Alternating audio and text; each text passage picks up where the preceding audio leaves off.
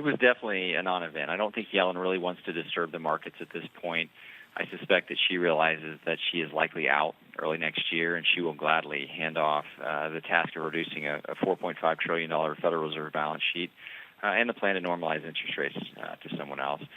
We suspect that the most probable path is we might see an interest rate hike in December, and by then we'll see if we have tax reform or not.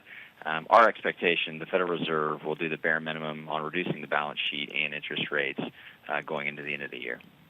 Hi, Shannon, Dan here. So interest rates, you say, are going up before the end of the year. But if you have a look at the market expectations, certainly still below 50%. So there's a real non-belief in the market that we'll get that hike. Why didn't Janet Yellen move to, bolster support for that interest rate hike at Jackson Hole? And when will the next opportunity for that be?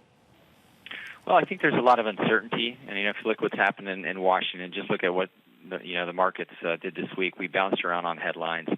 There is a lot of angst about whether we're going to see tax reform. Obviously, if we were to get that fiscal stimulus, I think that Janet Yellen would feel that the timing would be right to do an interest rate, just on the expectation that we'll see faster economic growth.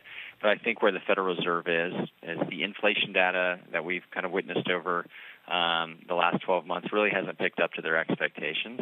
And I think that they're going to sit and do a wait-and-see approach to see what comes out of Washington. And so I think we'll get a better idea probably in October, November, and I think they'll set up the potential for an interest rate hike in December. But, yeah, you're right. I mean, if you look at the 10-year is at 2.16. And so the bond market is really telling you a different story right now.